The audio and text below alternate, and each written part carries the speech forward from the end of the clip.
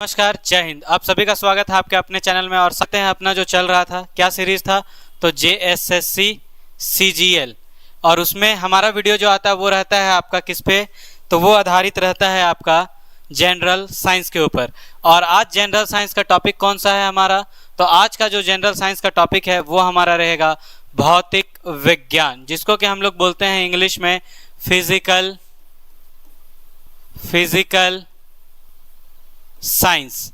Physical science से question जो भी प्रीवियस एग्जाम्स में आए हुए हैं हम लोग बात करेंगे कुछ उसकी।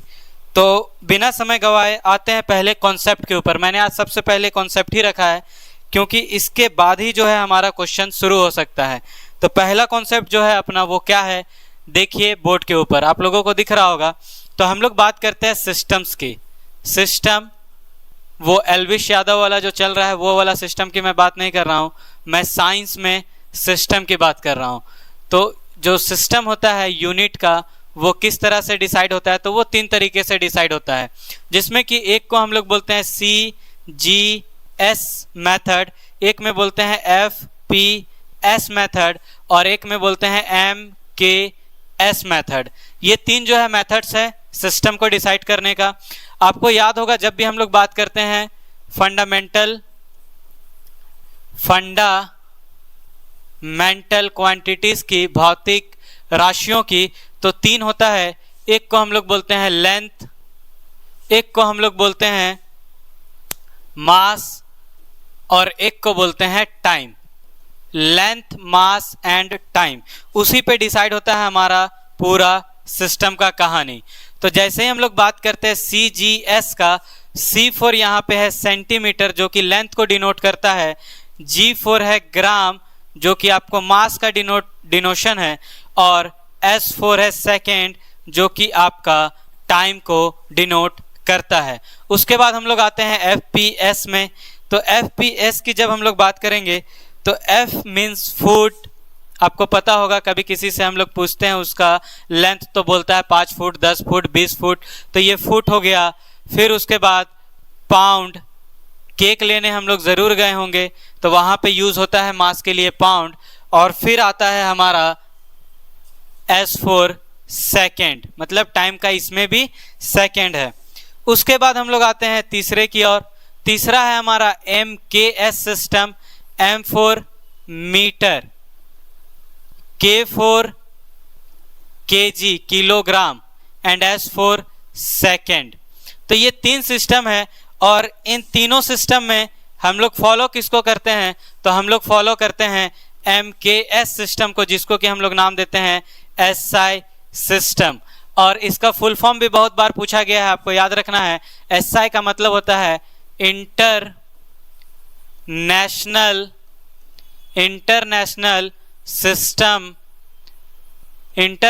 System of unit. एक्चुअली हम लोग यहाँ पे झारखंड में भी इंडिया के अंदर पढ़ रहे हैं, बहुत सारा लोग इंडिया के बाहर विदेशों में पढ़ रहा है। अब जब हम लोग आपस में कोऑर्डिनेट करेंगे, यहाँ का लोग वहाँ और वहाँ का लोग जो है यहाँ पे बातचीत करेगा, तो किस तरह से बात होगा, तो वो बात होगा SI पद्धति में। तब हम लोगों का जो बात होगा वो बराबर का होगा, दोनों को समझ में आएगा कि हम क्या कह रहे हैं और अगला क्या कहना चाहता है। तो हम लोग बात करते हैं जनरली SI यूनिट में। इसके बारे में भी कुछ लिखा गया है। वर्ष 1960 में पेरिस में अंतर्राष्ट्रीय मापतौल के महाअधिवेशन में इस पद्धति को स्वीकार किया गया, लेकिन इतना डीप हम लोगों से पूछा नहीं जाएगा। वर्तमान में इसी पद्धति का प्रयोग किया जाता है। इस पद्धति के 7 मूल मात्रक हैं। 7 मूल मात्रक यानी कि हम लोग कहते हैं 7 फंडामेंटल क्वांटिटीज। फंडामेंटल क्वांटिटीज होते हैं, और वो 7 फंडामेंटल क्वांटिटीज हम लोगों से पूछा जाता है। बहुत बार एग्जाम में आया है तो याद रखना है। वो एक है लेंथ, जिसकी की यूनिट हो जाती है मीटर। द्रव्यमान मतलब हम लोग बोलते हैं मास, जिसका की यूनिट है किलोग्राम। समय यानी कि टाइम, मैंने इसी पे तो बताया था अभी यूनिट्स के बारे में। उसके बाद है आपका ताप। ताप का मतलब हो गया टेम्परेचर। टेम्परेचर भी आपका फंडामेंटल है, जिसका कि यूनिट, बहुत लोगों को टेम्परेचर का SI यूनिट तक नहीं पता, क्योंकि हम लोग टेम्परेचर को सेल्सियस में माप देते हैं, लेकिन आपको याद रखना है इसका SI यूनिट होता है केल्विन। और बहुत ही बेहतरीन क्वेश्चन जो पूछा जाता है 0 degree Celsius is equal to 273 Kelvin. अगर एग्जैक्ट वैल्यू पूछा जाए तो 273.15 केल्विन होता है, याद रखना आप सभी को। उसके बाद विद्युत धारा जिसको कि हम लोग करंट बोलते हैं, इसका यूनिट सभी को पता होगा एम्पियर। फिर ज्योति तीव्रता मतलब ल्यूमिनियस इंटेंसिटी जिसका कि यूनिट है कैडिला। और फिर आता है पदार्थ का परिमाप जिसका कि यूनिट हो जाता है मोल। अमाउंट ऑफ सब्सटेंस जो कि केमिस्ट्री का बहुत ही फेमस सेक्शन है जिसको हम लोग बोलते हैं मोल। तो ये रहा छोटा सा कॉन्सेप्ट। अब आते हैं सीधा क्वेश्चंस के ऊपर। आपको पहला क्वेश्चन आपके स्क्रीन के ऊपर दिख रहा होगा और ये पिछला JSSC के एग्जाम में आया हुआ क्वेश्चन है। और क्वेश्चन क्या है, निम्नलिखित में से कौन सी मूल भौतिक राशि है। तो मूल भौतिक राशि होती है कितनी, 7, अभी तो हम लोगों ने देखा। और 7 में से कौन कौन, तो यहाँ पे कौन सा ऐसा है जो बल को हम लोग कहते हैं फोर्स जो कि नहीं होती, अभी हमने पढ़ा वहां पे नहीं आया। वेग का मतलब वेलोसिटी, ये भी नहीं होता है। कार्य का मतलब वर्क, ये भी नहीं होता है। लेकिन हमने पढ़ा था विद्युत धारा एक हमारी भौतिक राशि है, मूल भौतिक राशि है जिसका कि यूनिट था एम्पियर। यूनिट भी हम लोगों को याद रखना है। आते हैं अगले प्रश्न के ऊपर। अगला प्रश्न है हमारा फिर इसी तरह का। ये जो चैप्टर है इसमें ज्यादातर क्वेश्चन राशियों पे निर्भर करेगा क्योंकि चैप्टर का नाम ही है भौतिक विज्ञान। अगला क्वेश्चन है शक्ति का मात्रक है। शक्ति जिसको कि हम लोग इंग्लिश में बोलते हैं वर्क, और वर्क का जो यहाँ पे पूछ रहा है यूनिट, तो वर्क का यूनिट क्या होगा, तो वर्क का यूनिट हर्ट्ज हो नहीं सकता क्योंकि ये होता है किसका, आवर्ती का, जिसको कि हम लोग फ्रीक्वेंसी बोलते हैं। वोल्ट हो नहीं सकता, ये होता है विभवांतर का जिसको हम लोग पोटेंशियल डिफरेंस बोलते हैं। न्यूटन बल का होता है, फोर्स का। तो बचा क्या, ऑप्शन सी C4 कटप्पा जो कि लिखा हुआ है वॉट। तो इसका सही यूनिट हो जाएगा वॉट।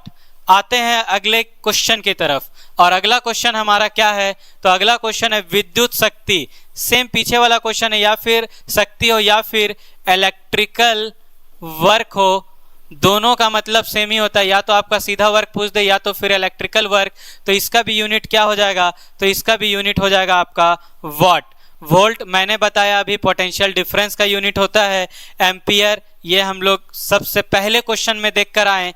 एम्पियर किसके लिए यूज हो रहा था, तो ये होता था विद्युत धारा के लिए, करंट के लिए।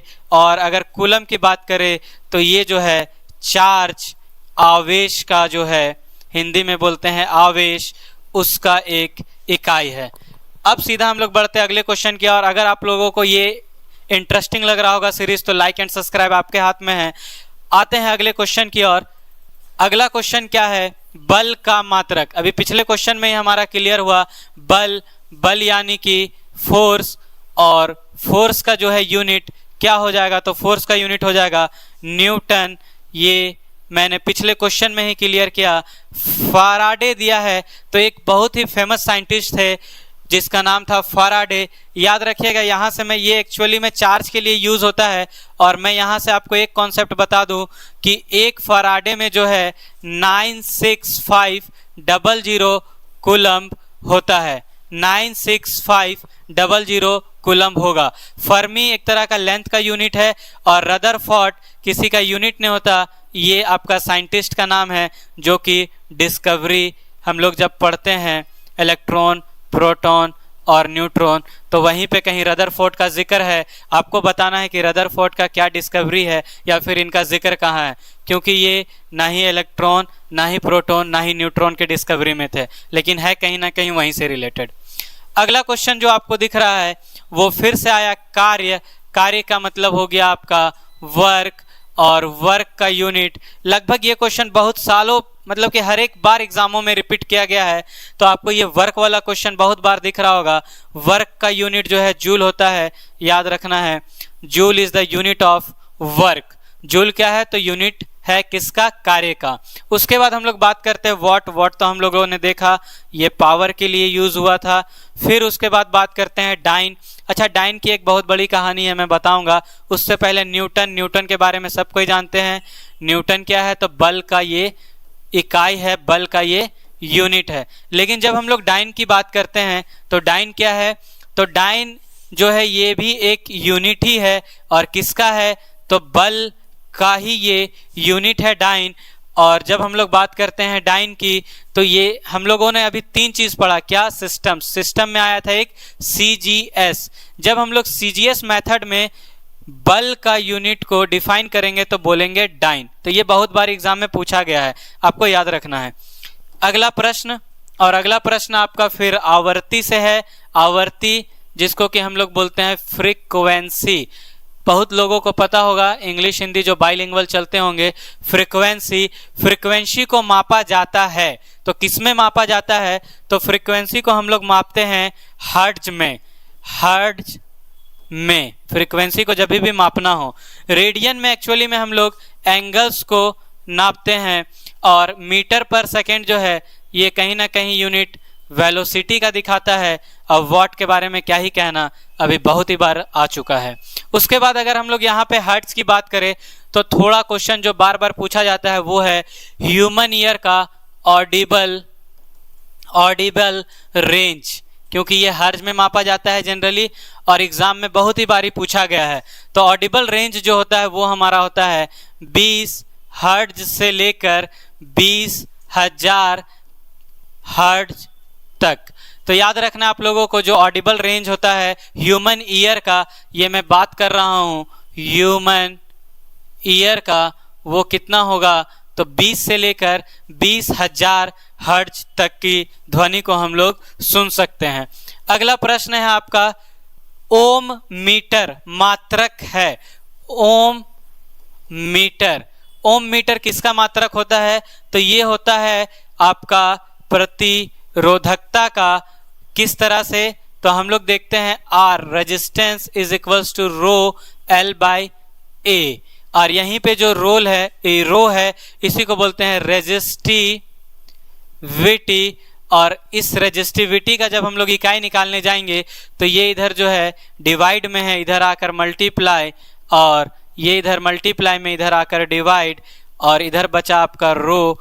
R मीन्स रेजिस्टेंस का यूनिट आपको पता होगा ओम। एरिया को हम लोग मीटर स्क्वायर में लिखते हैं, लेंथ को हम लोग मीटर में लिखते हैं। तो 1 मीटर से जो है आपका 1 मीटर कट गया, तो बचा ओम मीटर, जो कि रेजिस्टिविटी का यूनिट हो गया। और रेजिस्टिविटी को ही हम लोग बोलते हैं प्रतिरोधकता। प्रतिरोध जो है हम लोग बोलते हैं रेजिस्टेंस को। तो रेजिस्टेंस का भी यूनिट पूछा जाता है, बहुत ही बार एग्जाम में पूछा गया है। तो रेजिस्टेंस का यूनिट क्या है आपको बताना है। रेजिस्टेंस का यूनिट क्या हो जाएगा, तो रेजिस्टेंस का यूनिट चलिए मैं ही बता दूं। रेजिस्टेंस का जो यूनिट है वो हो जाता है ओम।